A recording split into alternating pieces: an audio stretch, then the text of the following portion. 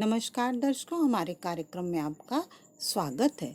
इस समय श्रावण मास चल रहा है और श्रावण मास में द्वादश ज्योतिर्लिंगों के दर्शन का अत्यंत शुभ फल माना गया है। अब तक मैंने आपको 3 ज्योतिर्लिंगों के बारे में बताया। आज उपस्थित हूँ मैं चौथे ज्योतिर्लिंग ओमकारेश्वर की कथा के साथ। यह ज्योतिर्लिंग मध्य प्रदेश में पवित्र नर्मदा नदी के तट पर स्थित है। इस स्थान पर नर्मदा के 2 धाराओं में विभक्त हो जाने से बीच में एक टापू सा बन गया है। इस टापू को मांधाता पर्वत या शिवपुरी कहते हैं। नदी की एक धारा इस पर्वत के उत्तर और दूसरी दक्षिण होकर बहती है। दक्षिण वाली धारा ही मुख्य धारा मानी जाती है। इसी मांधाता पर्वत पर श्री ओंकारेश्वर ज्योतिर्लिंग का मंदिर स्थित है। पूर्व काल में राजा मांधाता ने इसी पर्वत पर अपनी तपस्या से भगवान शिव को प्रसन्न किया था। इसी से इस पर्वत को मांधाता पर्वत कहा जाने लगा। इस ज्योतिर्लिंग मंदिर के भीतर 2 कोठरियों से होकर जाना पड़ता है। भीतर अंधेरा रहने के कारण यहाँ निरंतर प्रकाश जलता रहता है। ओंकारेश्वर लिंग मनुष्य निर्मित नहीं है, स्वयं प्रकृति ने इसका निर्माण किया है। इसके चारों ओर हमेशा जल भरा रहता है। संपूर्ण मांधाता पर्वत ही भगवान शिव का रूप कहा जाता है। इसी कारण इसे शिवपुरी भी कहते हैं। लोग भक्ति पूर्वक इसकी परिक्रमा करते हैं। कार्तिकीय पूर्णिमा के दिन यहाँ बहुत भारी मेला लगता है। लोग भगवान शिव जी को चने की दाल चढ़ाते हैं। रात्रि की शिव आरती का कार्यक्रम बड़ी भव्यता के साथ होता है। तीर्थयात्रियों को इसके दर्शन अवश्य करने चाहिए। इस ओंकारेश्वर ज्योतिर्लिंग के 2 स्वरूप हैं। एक को ममलेश्वर के नाम से जाना जाता है। यह नर्मदा के दक्षिण तट पर ओंकारेश्वर से थोड़ी दूर हटकर है। पृथक होते हुए भी दोनों की गणना एक ही में की जाती है।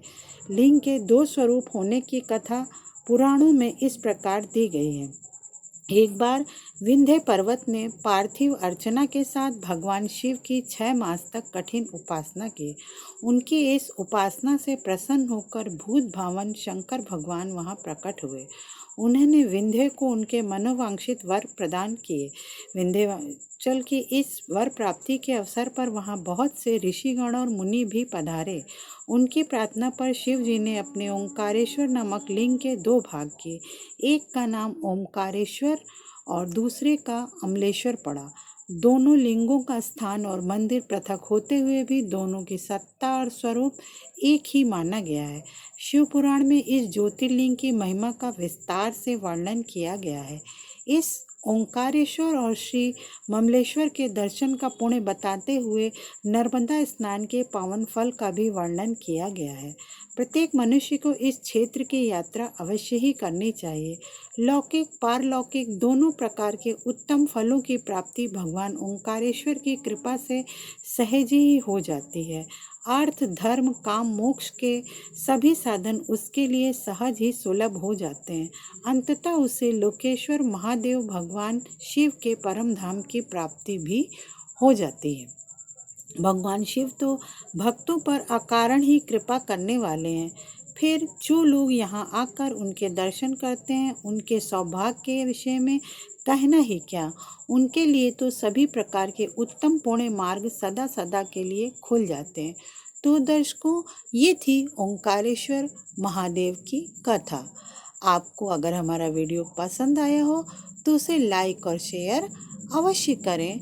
अगले कार्यक्रम में मैं फिर ज्योतिर्लिंग के 5वें स्वरूप के साथ फिर उपस्थित होंगी। तब तक के लिए भगवान भोलेनाथ की कृपा आप सब पर बनी रहे। जय भोलेनाथ, जय ओंकारेश्वर महादेव की जय।